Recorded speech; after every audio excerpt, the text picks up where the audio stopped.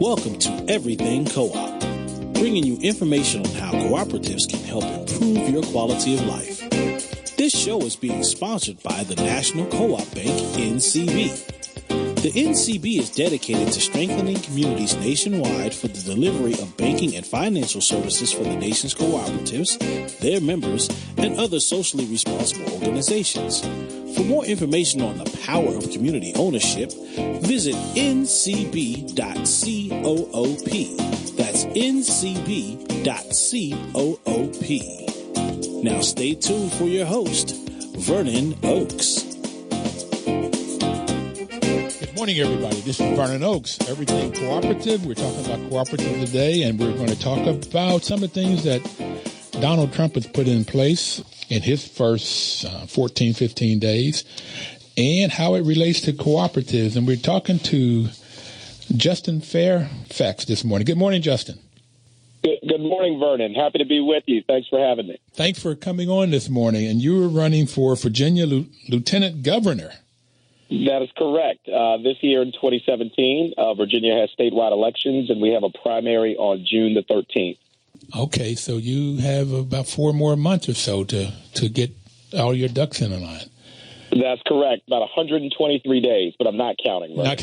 How many hours? But that's exactly right. On June the 13th, in a little over 4 months. All right. Fantastic. Justin, what I want to do is talk about some of the things that you're doing, some of the things that Donald Trump is doing, and how that relates to co-ops. Right. For instance, Donald Trump is wanting to repeal and replace the Affordable Care Act. That's one of the first things he wanted to do in his executive orders. And how do you feel about that? And particularly if they don't put anything in place, and how does that work in Virginia for you? Yeah, absolutely. First of all, I am 100% opposed to the repeal of the Affordable Care Act. I think it is a law that has done a tremendous amount of good. More than 20 million additional Americans have been insured since that law took effect. It was one of the signature achievements of President Obama's administration. And in Virginia, we've had hundreds of thousands of Virginians who have gained health insurance coverage since the law's enactment. And while we did not expand Medicaid in Virginia, which I absolutely believe we should, because it would cover an additional 400,000 Virginians, we still have seen tremendous benefits from the Affordable Care Act, and not to mention what we've seen nationwide. So, I've also, seen and read reports where those who wish to repeal the Affordable Care Act, this administration, Republicans in Congress, don't really have a plan as to what they would replace it with. And given that they have been, attacking this law now for, going on 7 years, and to not have a plan, I think does a disservice to all Americans, to this economy, to the ability for Americans to access health care. And so I am in support of the law. I feel like we can tweak it to make it better, but we absolutely should not repeal that law because it would harm so many people, including here in Virginia. They talk about 20 to 30 million people it would harm.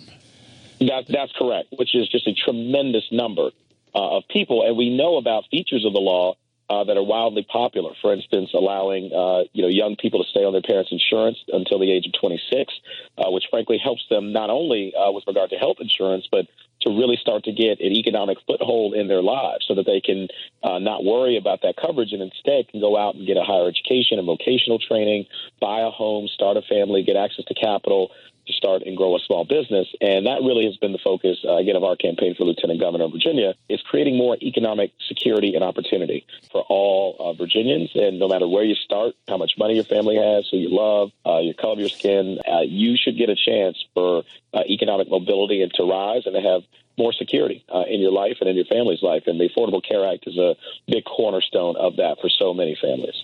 And the other thing it does is pre-existing conditions. You can get coverage. Absolutely. That's a huge part of it, Vernon, is not discriminating against people based upon pre-existing conditions. And again, we have had people testify, in many cases, even on national television, that they would not be alive but for the Affordable Care Act, including some people who did not vote for President Obama, who have since said that were it not for that law, were it not for the effort made to get rid of the discriminatory pre-existing conditions clause in insurance contracts, they would not be living today.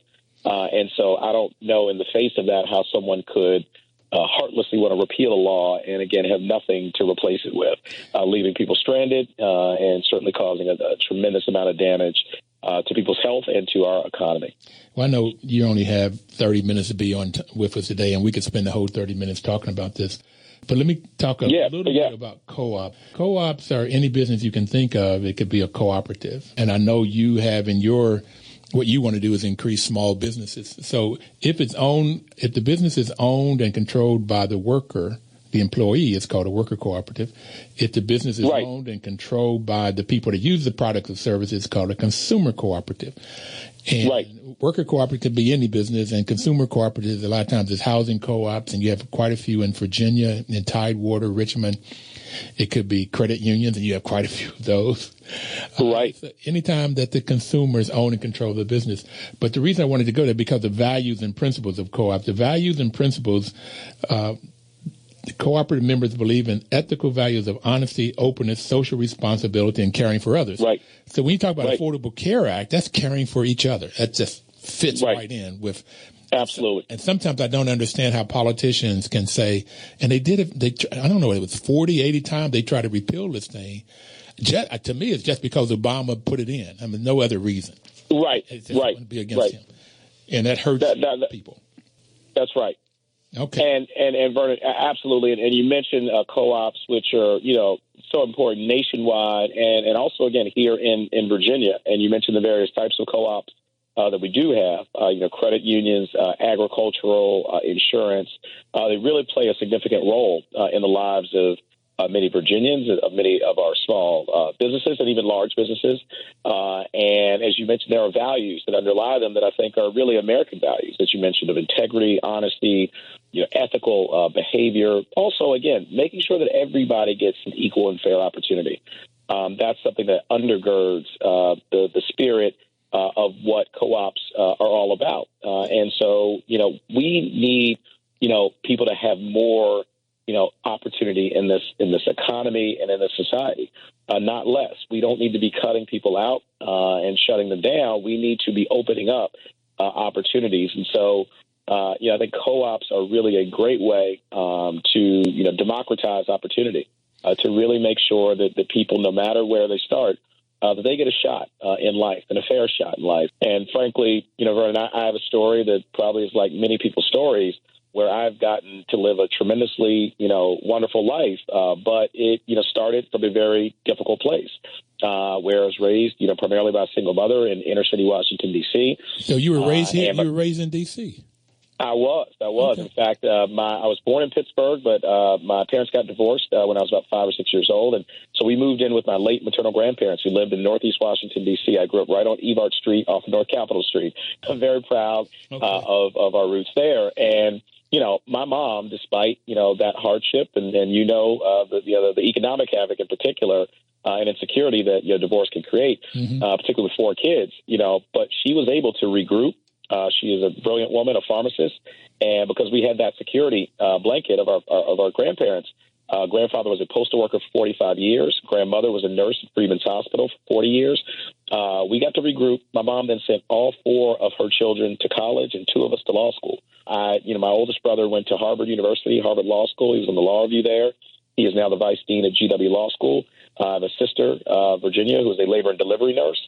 She went to the University of Maryland. I have a brother, Chris, who went to Syracuse University. He is a brilliant engineer in the defense industry. And, I went to Duke University on a partial academic scholarship. And then I went to Columbia Law School.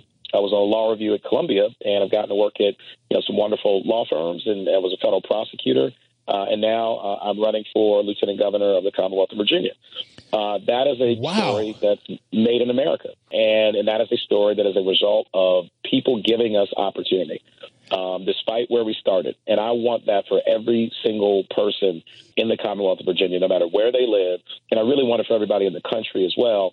And I say what people gave to us, we didn't have a lot of money, but they gave us something I like to call spiritual wealth. Yep. They gave us faith and hope, high quality education. They kept us safe. And they gave us opportunity. And I believe that when you get that kind of spiritual wealth in your life, you then have a spiritual debt that you must repay.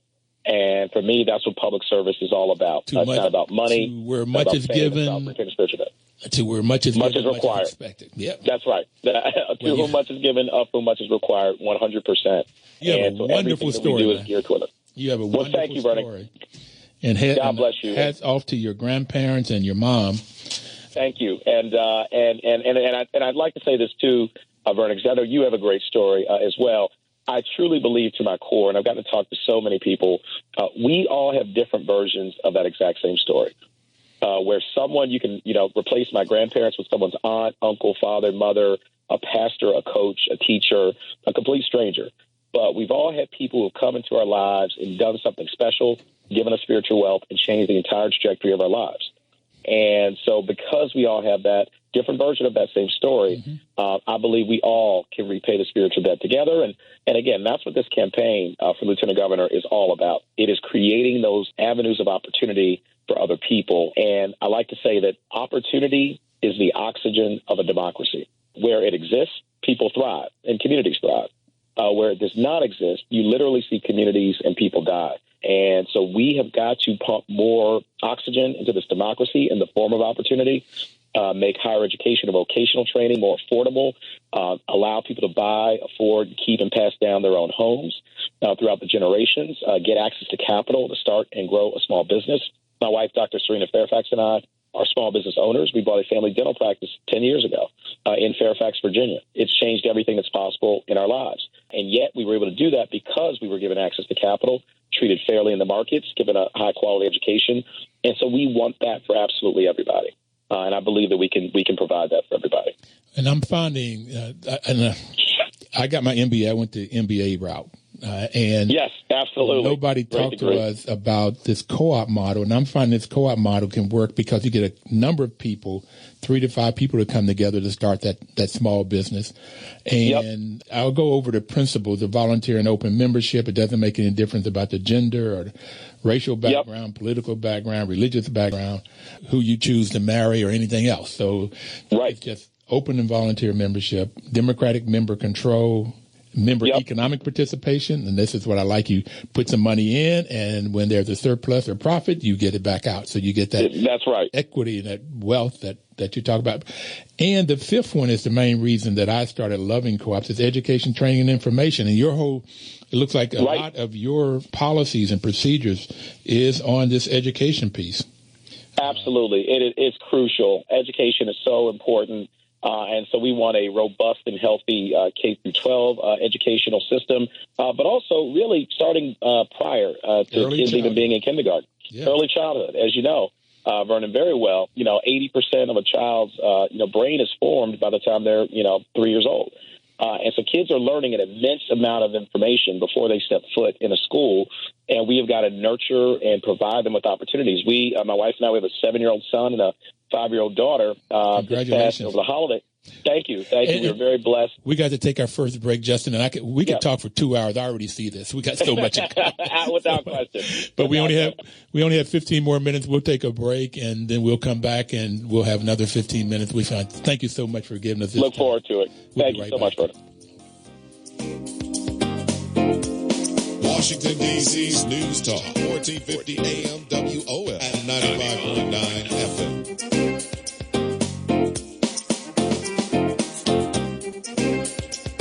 Information is power, and that's the reason that WOL is a great partner to produce this show. The National Cooperative Bank is sponsoring so that you can get information about cooperatives, perhaps go out and start one, or go to shop it at a cooperative, and you get power if you use this information that we give you here.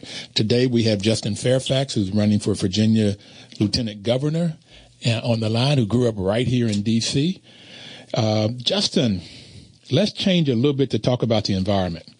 Yeah, absolutely. I know that you believe in climate change. Right. And you want it's real.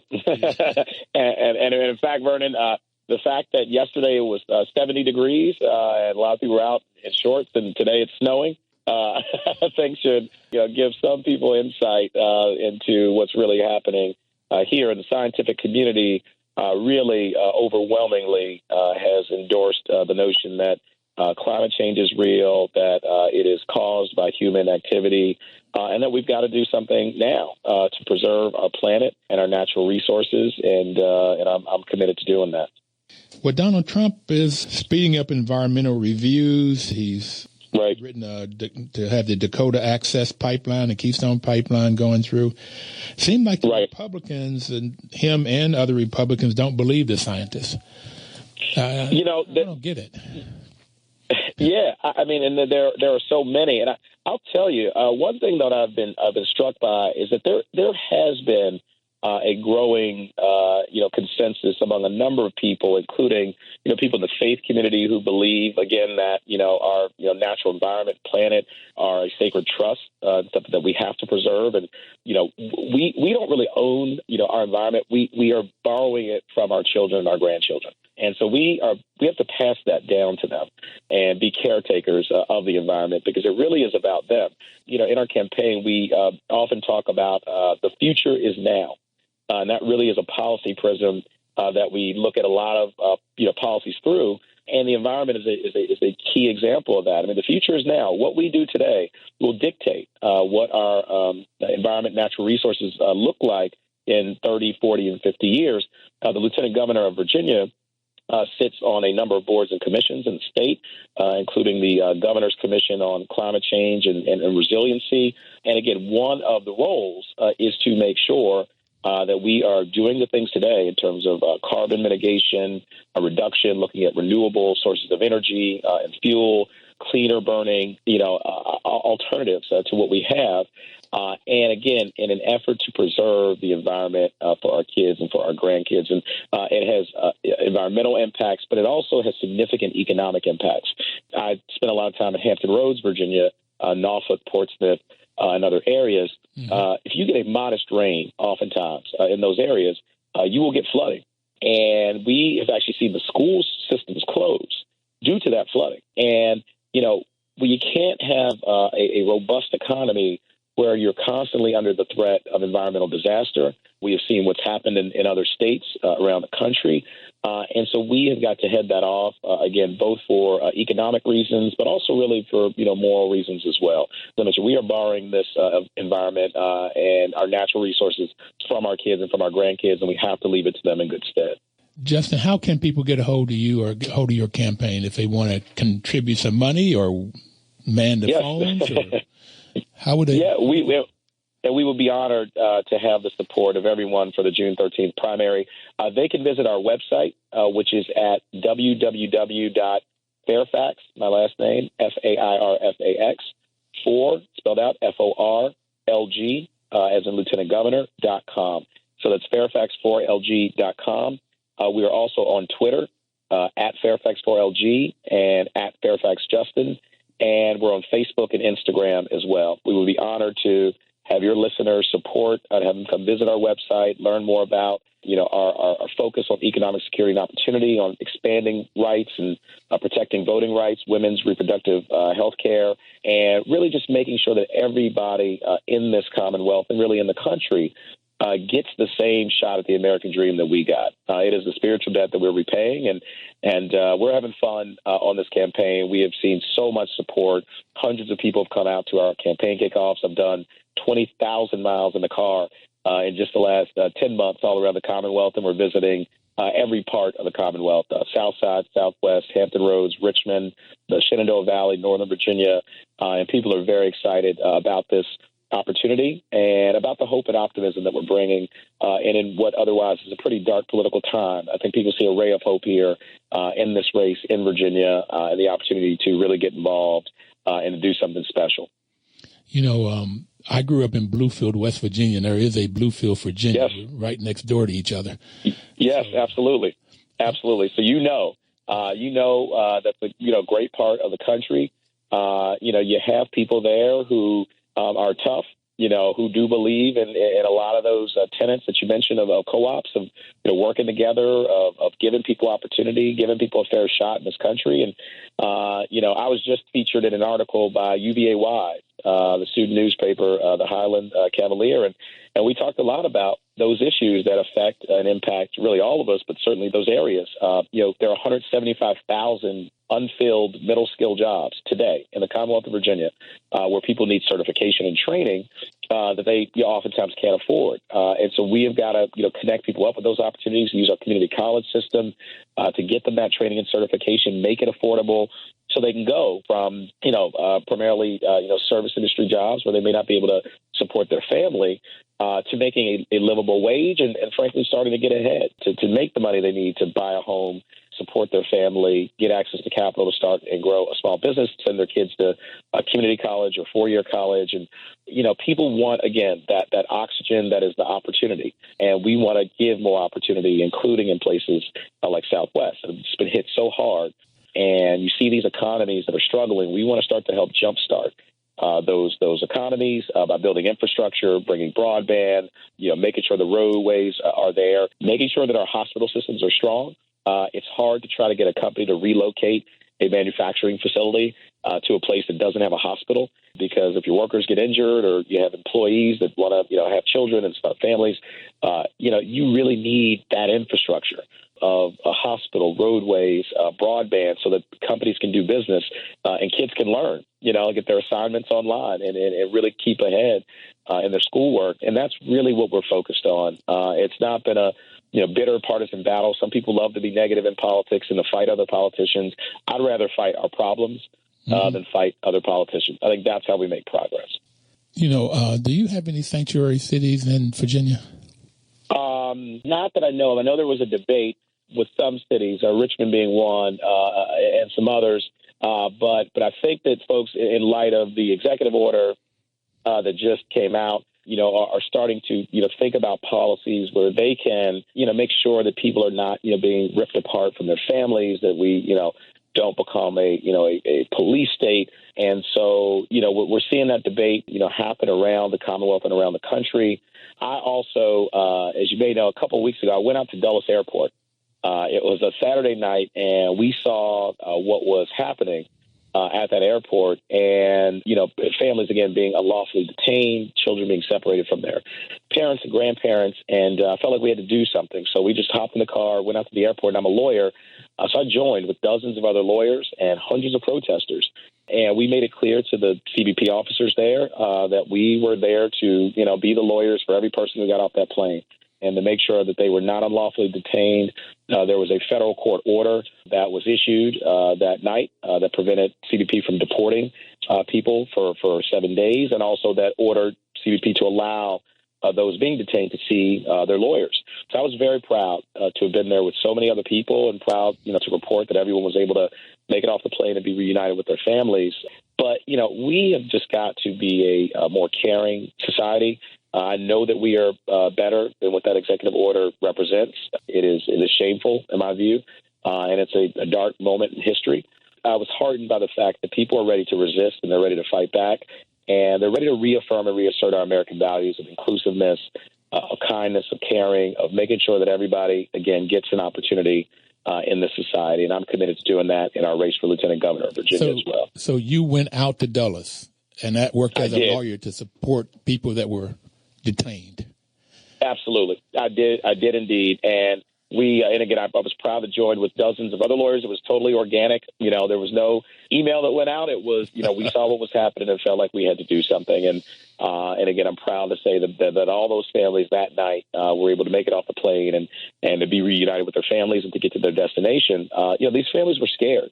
Many of them had taken off in their country of origin. Yeah. And midair, life changed for them. And I felt like we had to be there for them to support them. And I've been out to the airport subsequent to that. We actually did a Facebook Live video the first night I was out there, which has now been viewed by over 21,000 people.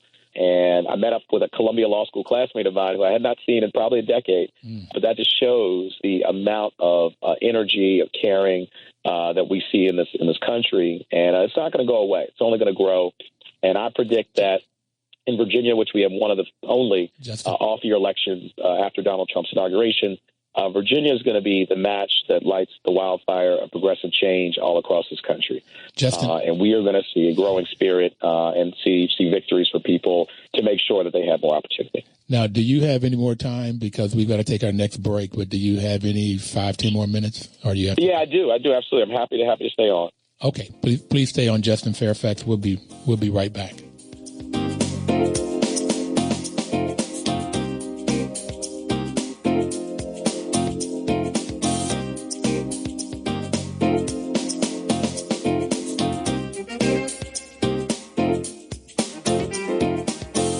Washington, D.C.'s News Talk, 1450 AM WOS and 95.9 FM. Welcome back, everybody. This is Vernon Oaks. The program is Everything Cooperative. We have Mr. Justin Fairfax on the line, who's running for Virginia Lieutenant Governor.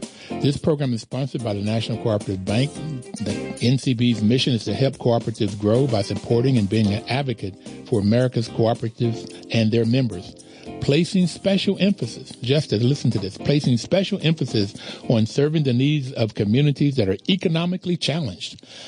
And you got a lot of rural communities in Virginia, and I've had people on rural, and they say that 80% of those communities that are economically challenged are rural communities. And then you have inner city, as you know, that mainly blacks and browns live in that are economically challenged. And NCB's mission is to loan money to these these communities to help create co-ops or expand co-ops, because co-ops, I've found in doing this program, they are developed to solve a community problem. And one guy said, if there's no community problem, there's no need for a cooperative, where people come together to solve community problems. There's a book out, and Richmond is in that book. It's called Cities Building Wealth, and it was produced by the Democracy Collaborative out of University of Maryland. And they said Virginia has a committee, an organization, a group that the governor put in place called Building Wealth out of this book. And it's talking about the things you're talking about, creating small businesses. And I would like to see them be cooperatives. Oh, did you know that most co-ops, they don't fail? Like you do when you start a guy comes and says, or woman comes and says, I want to start this business. They go start it, and there's a 70% chance it's going to fail in the first 5 years, because 70% of them do. Not in co-ops. I think it's only like 20%. It's either 10 or 20% fail. That's because there's a lot of emphasis on the education, a lot of emphasis on the training, and you get a group of people working together with different skills, which causes it to. So what are your thoughts about putting more money and more effort into building co-ops within Virginia to help these economically challenged communities? I absolutely support it. And as you mentioned, in Richmond, there's an innovative idea that was implemented several years back, the Office of Community Wealth Building. And that may be what's referenced in that book, which I look forward to reading. And again, like you mentioned, it really does tackle these issues around economically impoverished and challenged communities, and making them more viable, pumping more of that, as I mentioned, that oxygen of opportunity into these communities, helping more people afford to buy and keep and pass down a home. As we know that is oftentimes the largest investment that most families will ever make. It also forms the foundation of most families' intergenerational wealth building opportunities. And so we want to make sure that more people have access to home ownership, the responsible home ownership. Again, starting and growing small businesses, particularly, as you mentioned, co-ops are great examples of businesses that do well and that, again, educate along the way.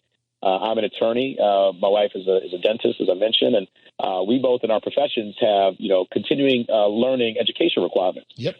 So, you get your degree, but you also have to every year learn something new and stay apace. And so we think that co-ops really form, an opportunity for people to do that in business and in life as well, to continually grow in their knowledge base and to learn from so many others. And we know that diversifying is always a positive thing, whether you're talking about investing in the stock market or, in various businesses, or in, the representation that we have in our leadership statewide and across the country.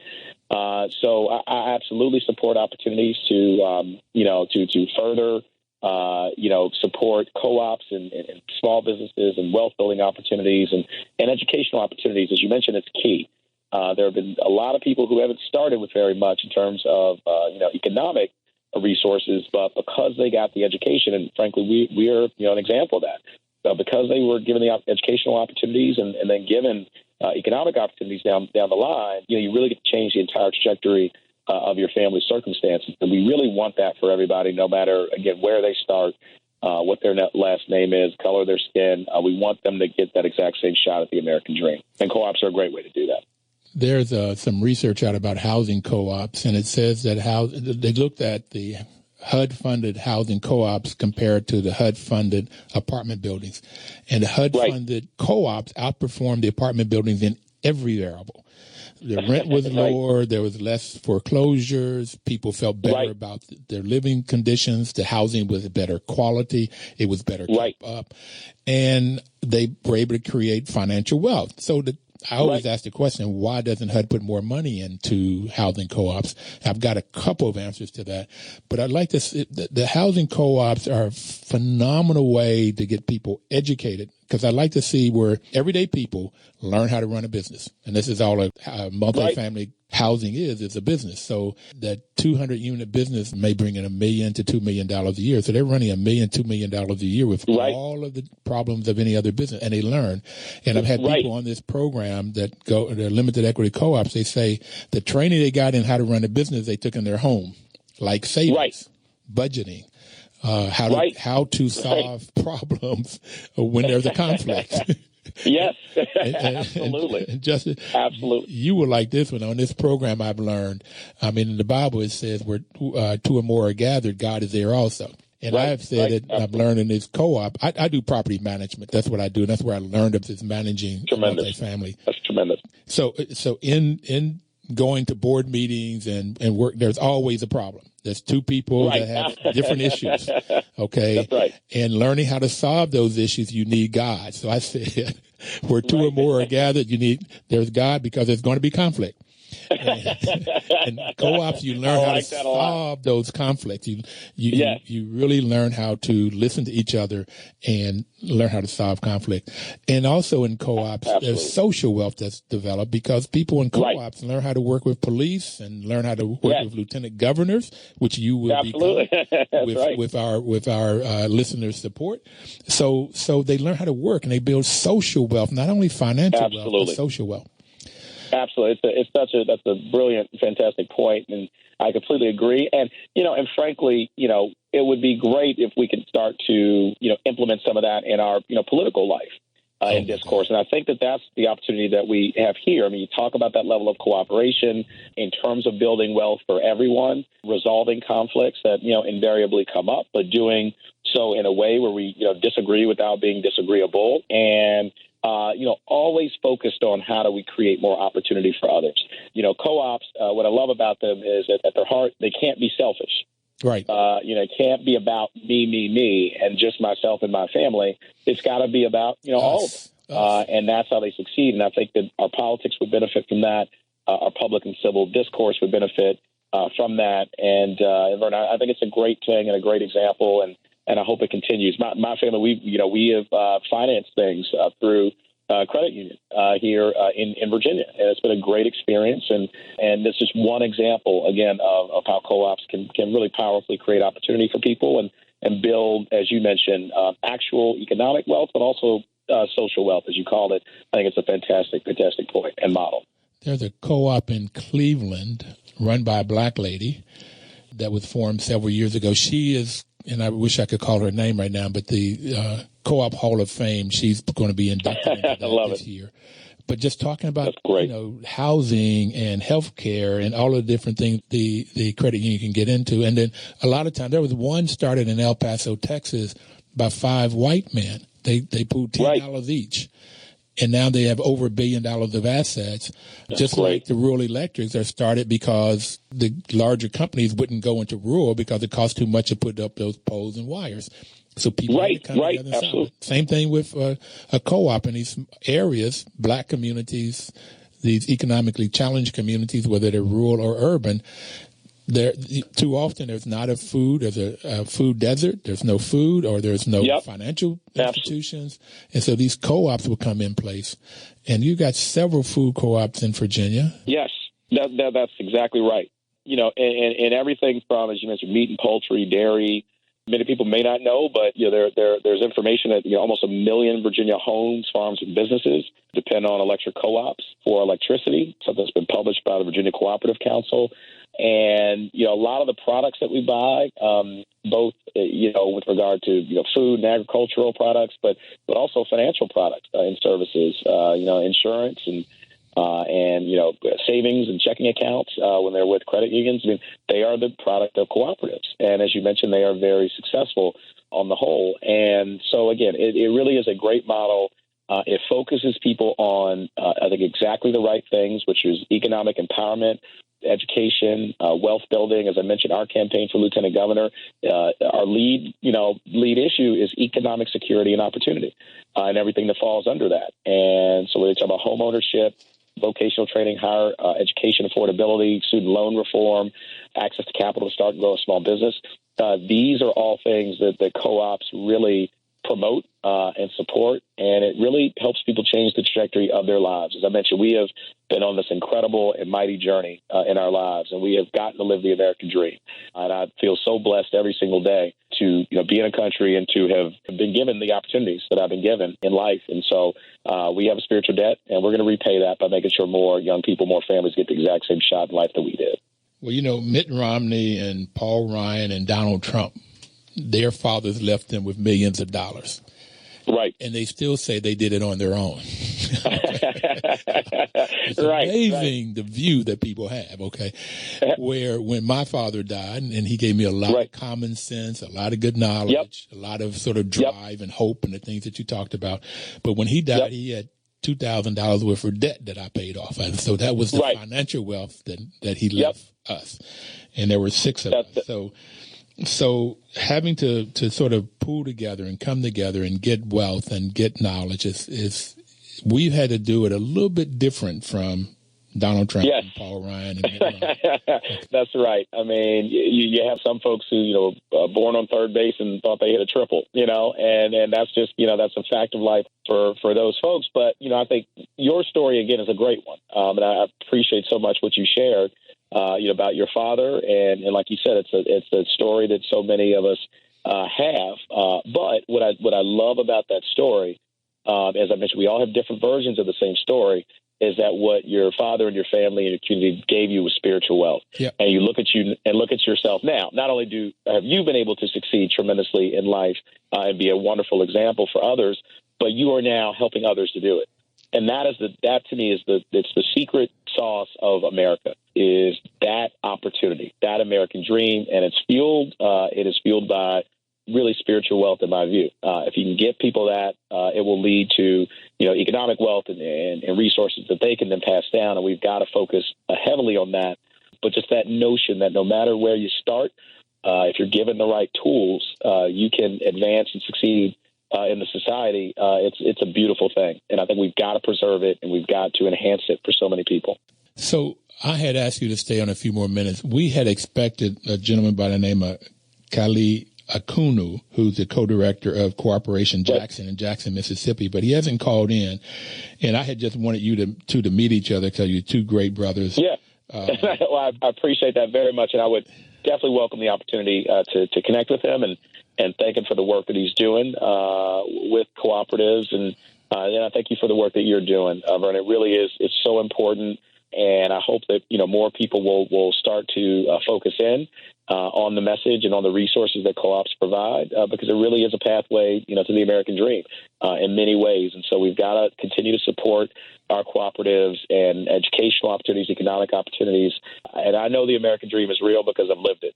Right. And so many of us have. And I just want to make sure that it is actual and real for more people. More people believe that it's not real in their lives. We got to take another break. I love talking to you. Please, if you can hang on, please do, and we'll continue this conversation. I only have 15 more minutes of the show, but we'll be right back. Please don't touch that. Great. Thank you. Washington, D.C.'s News Talk, 1450 AM WOS and 95.9 FM. Information is power. Welcome back, everybody. This is Vernon Oakes, and we have Justin Fairfax on the line with us, who's running for lieutenant governor. Justin, what does a lieutenant governor do? Yes, that's a great question that many people have asked. So the lieutenant governor has several responsibilities. First, of course, to serve in the instance that the governor is unable to carry out his or her duties. But also, per the Virginia Constitution, the lieutenant governor presides as the president of the Senate of Virginia. So you sit in the Senate when they're in session, and you break ties in the case of a tie-breaking vote. We currently have 21 Republicans and 19 Democrats in the Virginia Senate. Up until 2015, we actually had a tied Senate, 20-20. And so the lieutenant governor would routinely, cast a tie-breaking vote on, policies across the board having to do with economic issues, the budget, and the environment, women's reproductive health care, so many other things that come before the General Assembly.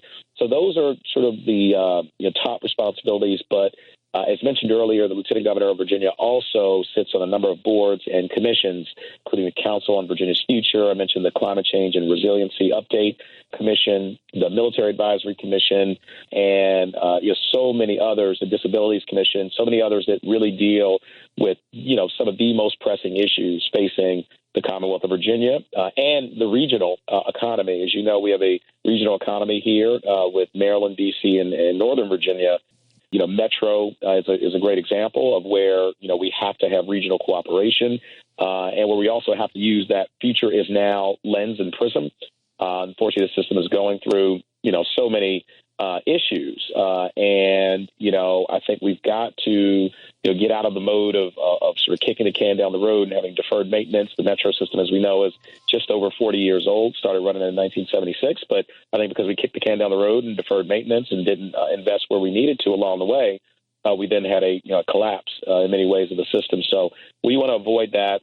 We want to make sure our infrastructure is strong, our educational system is strong. We have great schools in the Commonwealth of Virginia, including great public schools, and we want to support those schools and our teachers and our students and our families in those communities. Many businesses, before they locate somewhere, the top priority and the top question that they ask is, how are the schools?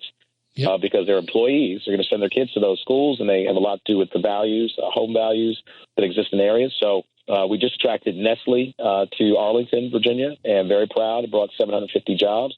So we want to continue to do that. The Lieutenant Governor of Virginia can play a significant role in that regard. And we have, shown that these are the issues that are top priorities for us and that we carry out over the 4 years if we're fortunate to be elected and to win this primary on June the 13th and then the general election in November of this year. How did you get Nestle out of California? I tell you, I know it takes some work. And I would say our governor, Terry McAuliffe, is doing a great job. He's attracted a lot of resources and businesses here to the state, over $1,400 billion, I believe, in capital investment in the last several years, about 188,000 new jobs. And Nestle, of course, was another. Again, I think it really goes to the attractiveness of the Commonwealth of Virginia, our strong school system, our strong infrastructure, and, we're a business-friendly environment. We're a place that, again, really wants to make sure that people have opportunity for economic mobility. Our unemployment rate, is around 4.2%, the lowest in the Southeast. We, at one point, it dipped down to 3.7%. So you really saw, significant, lack of unemployment, which is a great thing, and job growth. And so we want to continue and accelerate that. And the things that we focused on, again, in our Lieutenant Governor campaign, economic security and opportunity issues, being a welcoming, diverse, inclusive Commonwealth, protecting, women's reproductive health care, but also making sure that, there is across the board equality. Equal pay for equal work. I tell people my mother was a pharmacist raising 4 kids.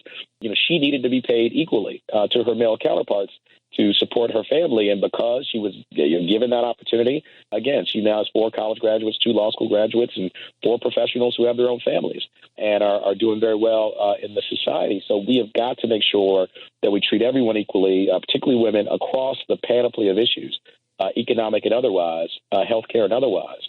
No gender discrimination, also protecting the LGBTQ community. We have marriage equality here.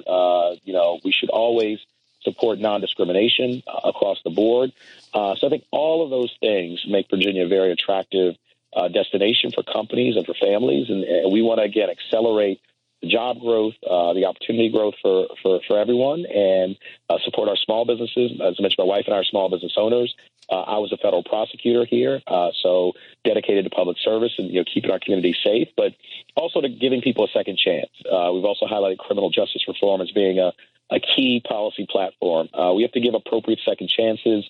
We have a system that in many places is broken, incredibly expensive, discriminatory in many ways, and we spend a lot of money locking juveniles up, and we could spend a fraction of that providing them with educational opportunities and enrichment opportunities earlier on in life. And the ROI on that is significant, both financial and morally. I think we can save so many more of our young people in our communities by investing in them earlier rather than waiting on the back end until they get in trouble. So I just went into Fairfax for LG, Lieutenant Governor, FARFAXFORLG.com, Fairfax for Lieutenant Governor. And I see your picture up here. You look like you're about 22, man. You're very kind. It was a good day and a good photo shoot. You're very kind. You got an undergrad and a law degree, and you have a wife and two children, 7 and 5 years old. Yes, and very fortunate and blessed. My wife and I actually met in college at Duke University. We have known each other now for almost 20 years. We have been married. This year will be our 11-year wedding anniversary in June. I'm also, to your point, I'm actually 37. In about a week and a half, I'll actually be 38. My birthday is coming up on February the 17th. So I'll be 38 years old, which is the same age of some other lieutenant governors who ran and won. Don Beyer, who's now a congressman in Virginia, was a great lieutenant governor for 2 terms and is now a great congressman. Chuck Robb, who was a great lieutenant governor and governor of Virginia and also senator of Virginia. They both were elected lieutenant governor right about the age of 38, 39. And so, we've seen, folks look to that generation of leadership and to the new, fresh, positive ideas as a way forward. We've seen that in the past, and I think there is a tremendous hunger for that right now. People don't, even think, along partisan lines as much. They just want change, positivity. They want to see a ray of hope in our politics, and I think that's what we're providing. As I mentioned, I believe that Virginia will be the match that sparks the wildfire progressive change all across this country. And that's the opportunity we have here in 2017. And it starts with the June 13th primary. So you can go on Justin for Lieutenant Governor, Justin Fairfax, Fairfax4LG.com. LG.com. And it has here the endorsements and news and issues, and you can sign up to help work, or there's another dot you can put for donate. Absolutely, and we would, appreciate it. All the support we can get. We've had some people give, as little as $1 because they said that, look, we are, I may not have a lot of resources, but I'm going to work and I'm passionate and I want to invest in this movement. And people are getting excited in a way that we have not seen for a very long time. We, as I mentioned, have driven 20,000 miles around the Commonwealth of Virginia in the last 10 months and have met people over the last 4 years. Vernon, at the top, actually, I ran for Attorney General of Virginia 4 years ago in 2013, was 33 years old at the time, so I probably really looked 22 at that point. But I left my job as a federal prosecutor. Again, very passionate about what we can do to support people, give them more opportunities through public service. And in that campaign, a lot of people said, you don't stand a chance. You're going to lose by 30 points, and we'll never hear from you again. But because we stepped out on faith and brought that powerful message of economic security and opportunity around the Commonwealth, we ended up winning nearly 49% of the statewide vote in the Democratic primary 2013, and we were endorsed by the Washington Post in that race. So it was a powerful response, and we are seeing that grow by a factor of 10 this time around. People are really excited about this because it really is about them. It's about allowing their kids to go to college affordably and not be crushed by student loan debt, having more people buy their own home, start their own small business, reform our criminal justice system, save our young people from incarceration unnecessarily. We spend $150,000 per year to incarcerate a juvenile in our state prison system.